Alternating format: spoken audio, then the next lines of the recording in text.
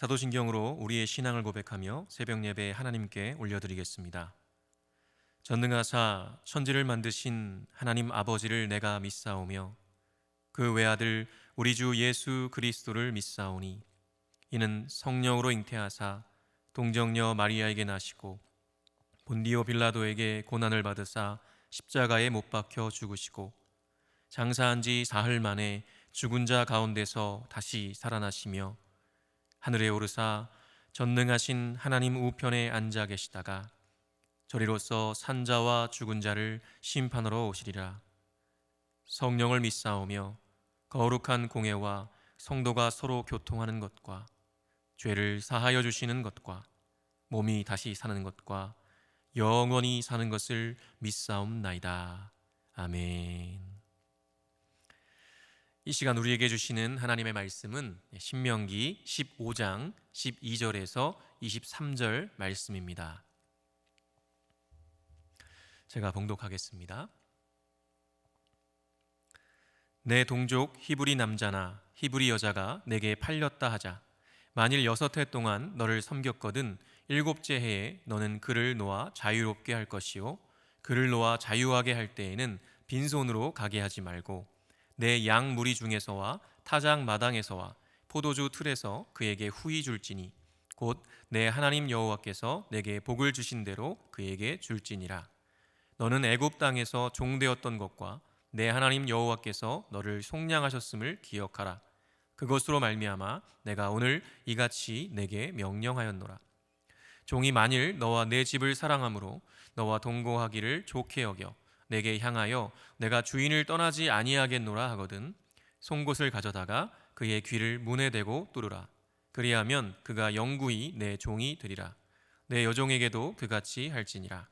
그가 6해 동안에 품꾼의 삭세 배나 받을 만큼 너를 섬겼은즉 너는 그를 놓아 자유하게 하기를 어렵게 여기지 말라. 그리하면 내 하나님 여호와께서 내 범사에 내게 복을 주시리라. 내 소와 양의 처음 난 수컷은 구별하여 내 하나님 여호와께 드릴 것이니 내 소의 첫 새끼는 부리지 말고 내 양의 첫 새끼의 털은 깎지 말고 너와 내 가족은 매년 여호와께서 택하신 곳 내 하나님 여호와 앞에서 먹을지니라.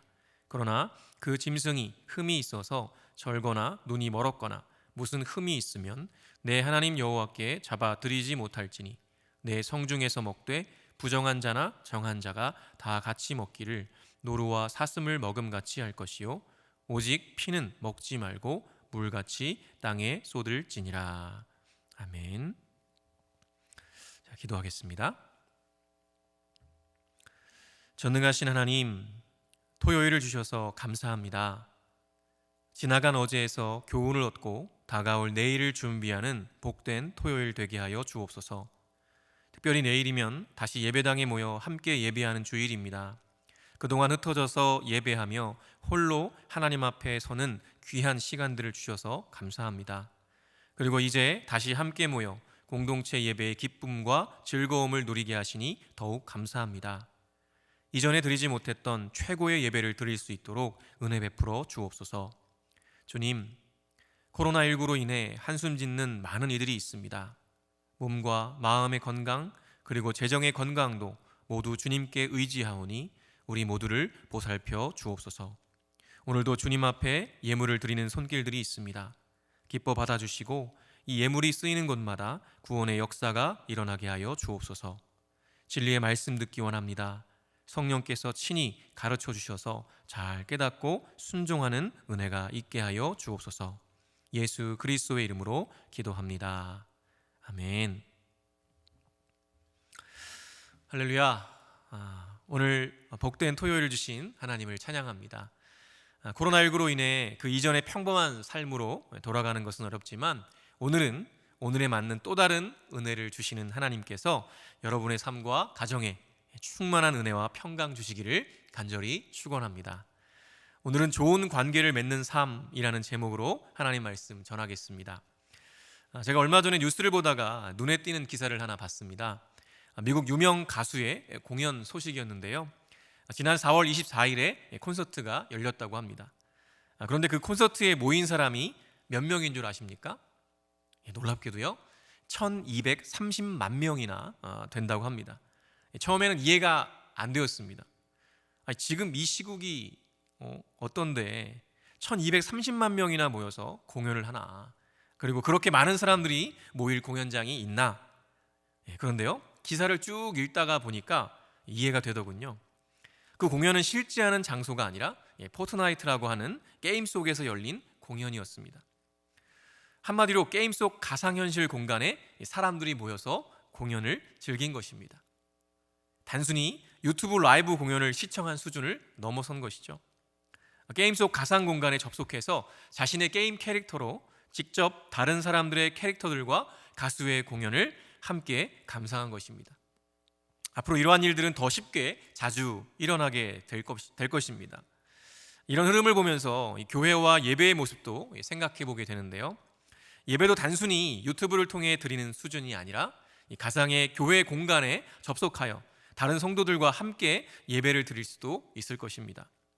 앞으로는 공연도, 또 쇼핑도, 연인끼리의 데이트도, 학교의 수업도, 동창회도, 심지어 예배도 그렇게 실제 같은 장소에 있지 않아도 가상 공간에서 얼마든지 나의 캐릭터를 가지고 함께 할 수 있다는 것이죠.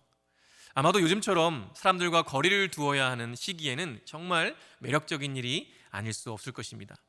그런데요, 사람들은 가상 공간에서 다른 사람들을 만나는 것으로 만족할 수 있을까요? 그렇지 않습니다. 사람은 단순히 누군가를 만나는 것이 아니라 그렇게 만나는 사람들과 좋은 관계를 맺기 원합니다. 하나님은 인간을 만드실 때 홀로 거하도록 창조하지 않으셨죠. 그래서 첫사람 아담이 홀로 있을 때 하와를 만드셔서 함께 살도록 하셨습니다. 그렇게 아담과 하와가 가정을 이루고 공동체를 이루어서 삼위일체이신 하나님의 완전한 연합의 기쁨에 동참하기를 원하셨습니다.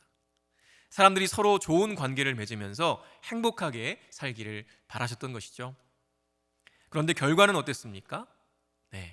이 자기 중심성이라는 죄에 사로잡혀서 그 아름다운 관계가 다 깨어져 버렸습니다. 하나님과의 관계도 깨어지고, 자기 자신과의 관계도 깨어지고, 사람들과의 관계도 깨어지고, 자연 세계와의 관계도 깨어지고 말았습니다. 그래서 결국 아담의 아들인 가인은 동생 아벨을 시기해서 죽이기까지 하죠. 그런데요, 그것은 인류의 죄악의 시작일 뿐이었습니다. 죄로 인한 타락이 얼마나 엄청난 결과를 가져왔는지 모릅니다. 사실 지금 우리가 겪고 있는 코로나19도 결국 그 모든 관계의 깨어짐으로부터 기인하는 것 아닐까요? 멈출 줄 모르는 인간의 탐욕이 하나님이 창조하신 아름다운 자연 질서에 파괴를 가져왔고, 결국 이렇게 인간은 욕망의 대가를 치르고 있는 것인지도 모르겠습니다. 하나님은 인간을 창조하시고 사명을 주셨죠. 하나님이 창조하신 피조 세계를 잘 다스리고 보호하고 보존하라는 사명이었습니다.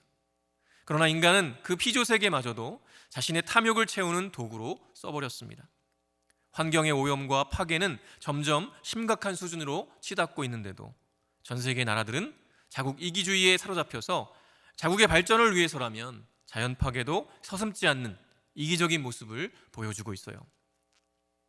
이번 코로나 사태를 통해서 우리가 접하는 뉴스들은 무엇을 말해줍니까? 아무리 자국의 국경을 지키고 막으려고 해도 전 세계는 이미 밀접하게 연결되어 있어서 코로나19를 막아낼 수 없었다는 사실입니다.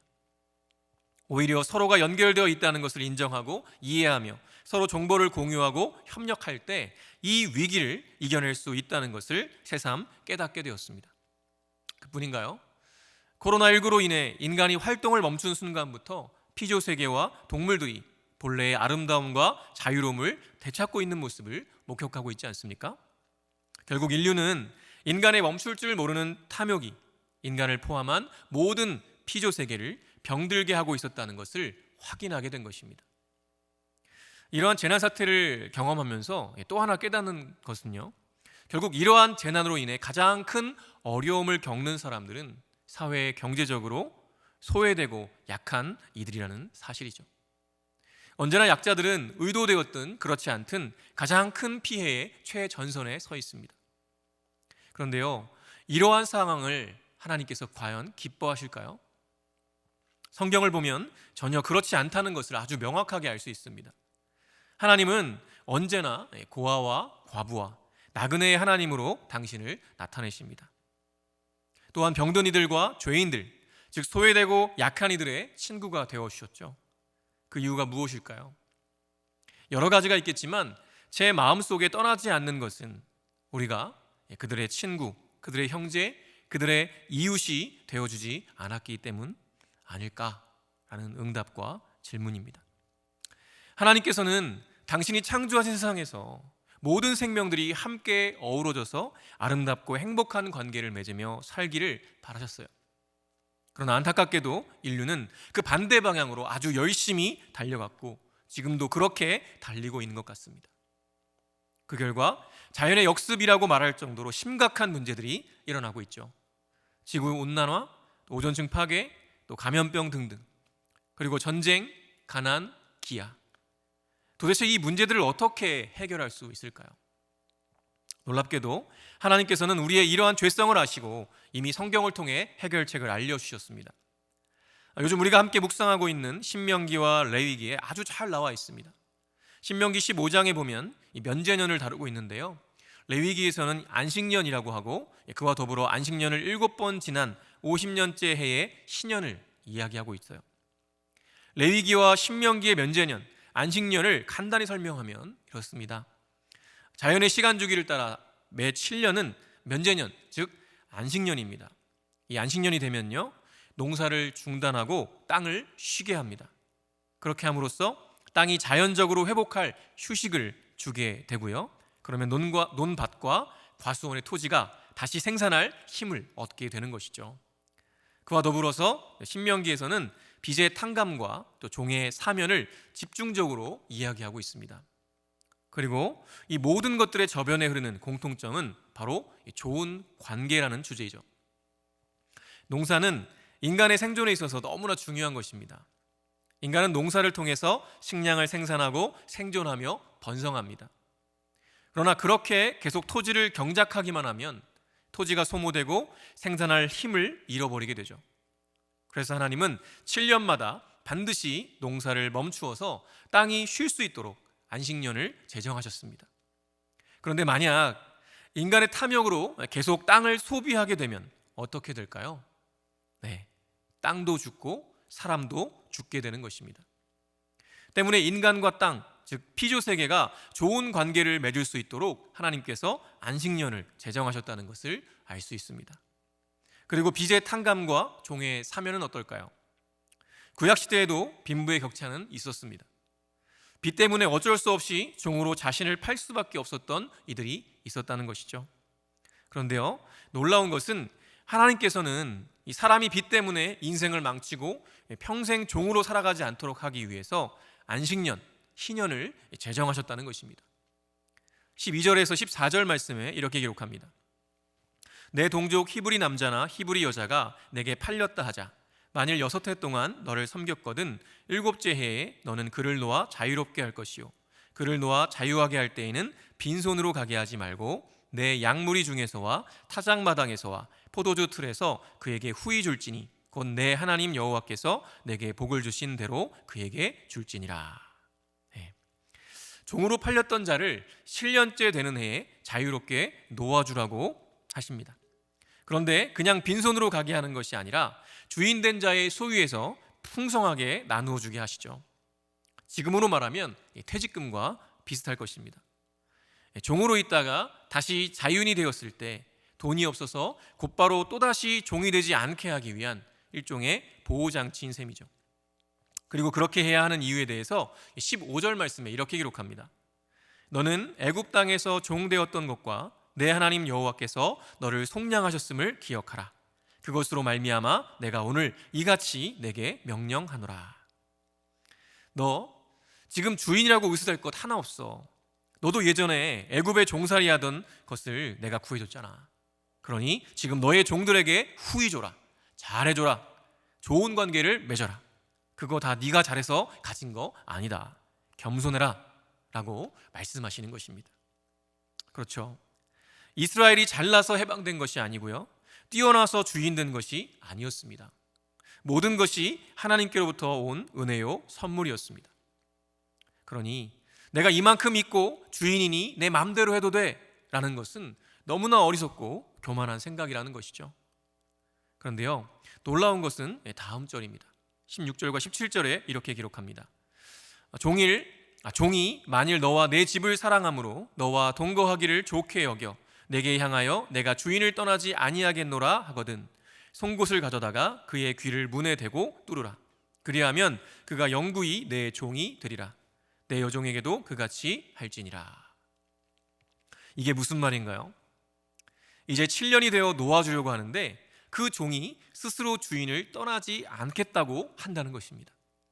그런데 그 이유가 무엇인가요? 종이 너와 내 집을 사랑함으로 너와 동거하기를 좋게 여겨입니다. 여러분 생각해 보십시오. 종살이하면 어떤 생각이 드십니까? 힘들고 고달프다는 생각이 들죠. 그런데 지금 이 종은 스스로 그 종살이를 평생 하겠다고 말하는 것입니다. 왜죠? 주인과 주인의 집을 사랑하기 때문입니다. 그렇다면 어떻게 사랑하게 되었을까요? 너무나 간단한 이야기죠. 주인이 종을 종으로 대한 것이 아니었기 때문입니다. 형제요, 가족처럼 대하고 존중했기 때문에 그 종이 나는 우리 주인과 함께라면 평생 종살이해도 좋아, 정말 좋은 분이셔 라고 생각했을 정도로 좋은 관계를 맺었다는 것을 의미하는 것입니다. 가난한 종이라 할지라도 힘없는 이라 할지라도 내 형제와 자매처럼 존중하며 함께 돕고 배려하며 사랑하고 섬기는 삶, 그렇게 서로 좋은 관계를 맺는 삶이야말로 하나님께서 우리에게 바라시는 복된 삶인 것입니다. 여러분의 삶은 어떠신가요? 가족들과의 관계, 이웃들과의 관계, 친구들과의 관계, 직장 동료들과의 관계, 정말 좋은 관계를 맺으며 살고 계신가요? 아니면 여전히 자기 중심성이라는 죄의 욕망에 사로잡혀 내게 이익이 되는 관계에만 관심을 갖는 안타까운 삶을 살고 계신가요? 코로나19를 지나면서 우리는 관계의 진정성에 대해서 고민하게 됩니다. 나는 과연 좋은 관계를 맺고 있는가? 혹시 내 편에서만 좋은 관계라고 착각하고 있는 것은 아닌가? 깊이 생각해 봐야 합니다. 수많은 사람들을 만나고 웃고 즐거워해도 단순히 만나는 것만으로는 좋은 관계를 맺을 수 없죠. 그러나 종과 주인으로의 만남이라 해도 서로를 존중하고 배려하며 사랑하고 섬기는 하나님 아버지의 마음을 갖는다면 우리는 그 누구와도 좋은 관계를 맺을 수 있을 것입니다. 우리 주님은 이미 우리에게 자신의 생명을 내어주심으로 본을 보이셨습니다. 지금은 우리도 그분께 그리고 우리의 이웃들에게 받은 바 사랑과 은혜를 나눌 때이죠. 우리의 그러한 삶을 통해 모두가 속히 하나님 나라의 백성이 되는 놀라운 역사를 보게 되기를 간절히 바랍니다. 주기도문으로 예배를 마치겠습니다. 하늘에 계신 우리 아버지여, 이름이 거룩히 여김을 받으시오며 나라가 임하시오며 뜻이 하늘에서 이루어진 것 같이 땅에서도 이루어지이다. 오늘 우리에게 일용할 양식을 주시옵고 우리가 우리에게 죄 지은 자를 사하여 준 것 같이 우리 죄를 사하여 주시옵고 우리를 시험에 들게 하지 마시옵고 다만 악에서 구하시옵소서. 나라와 권세와 영광이 아버지께 영원히 있사옵나이다. 아멘.